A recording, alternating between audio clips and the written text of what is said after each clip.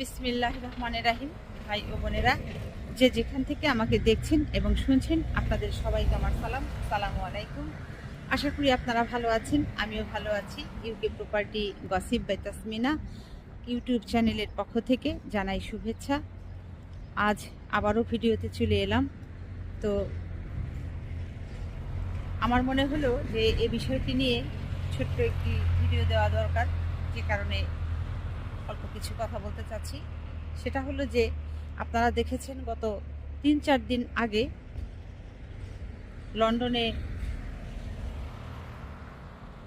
আওয়ামী লীগের একজন নেতা আছেন, যার নাম আনোয়ারুজ্জামান চৌধুরী।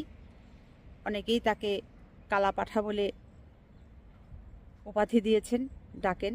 তো যাই হোক, আমি তাকে কালা পাঠা বলছি না, তার নাম যেহেতু আনোয়ারুজ্জামান চৌধুরী, এ নাম ধরেই তার সম্পর্কে কথা বলছি। তিনি আওয়ামী লীগের অনেক ব্যাপারেই কথা বলেন, অনেক তর্কে জড়িয়ে যান, ওনাকে নিয়ে অনেক বিতর্কও হয়।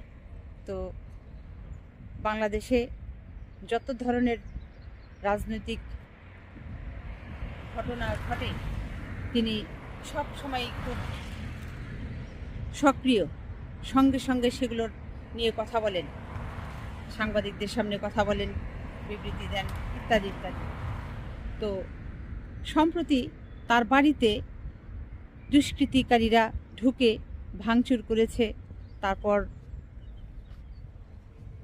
তার বাসার ফার্নিচার এগুলো ভাঙচুর করেছে, এগুলো হয়েছে। কিন্তু তার নিজ বাড়িতে, সিলেটের বাড়িতে এই যে এগুলো যে হলো, এটি নিয়ে কিন্তু তিনি দেখলাম না যে খুব বেশি একটা সক্রিয়, সরব না। বলা চলে যে আওয়ামী লীগের ছোট্ট একটা নেতাকে নিয়ে তিনি যে পরিমাণ কথা বলেন, সরব থাকেন, অথচ সেইখানে তার বাড়িতে দুষ্কৃতিকারীরা ঢুকে ভাঙচুর করলো, এটা করলো, ওটা করলো, সেখানে তিনি কেন এত কম কথা বললেন? তখন এটি আমার একটি সন্দেহ হলো যে এখানে কোনো কিন্তু আছে। তো তখন চিন্তা করা শুরু করলাম যে এই কিন্তুটা কি হতে পারে। তখন যেটি আমি খুঁজে পেলাম যে তিনি যেহেতু লন্ডনে স্থায়ীভাবে বসবাস করেন, তো এখানে তার বেশ ভালোই ব্যবসাপাতি আছে, নিজের কেনা বাড়ি আছে, তো অনেক সম্পত্তি আছে।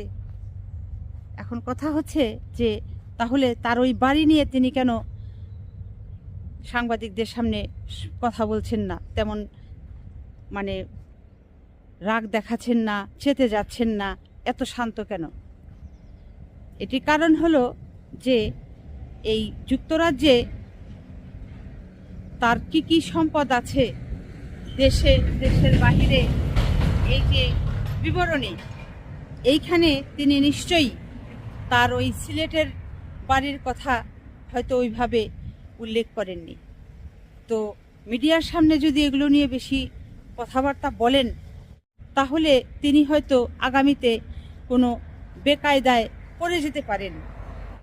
বিধায় আগামীর চিন্তা করে আগামীতে যাতে বেকায়দায় না পড়েন, কোনো খারাপ সিচুয়েশনের সম্মুখীন না হন, কোনো খারাপ পরিস্থিতি তাকে যেন ফেস করতে না হয়, এটি বোধ করি এড়ানোর জন্যই এই আওয়ামী লীগের নেতা, সিলেটের সাবেক মেয়র জনাব আনোয়ারুজ্জামান চৌধুরী, তিনি হয়তো তার বাড়িতে যে ভাঙচুর হয়েছে এটি নিয়ে তিনি তেমন সরব নন, শান্ত, মুখ খুলছেন না, সাংবাদিকদের সামনে একবার ছেড়ে দুবার এসে কথা বলতেও রাজি নন।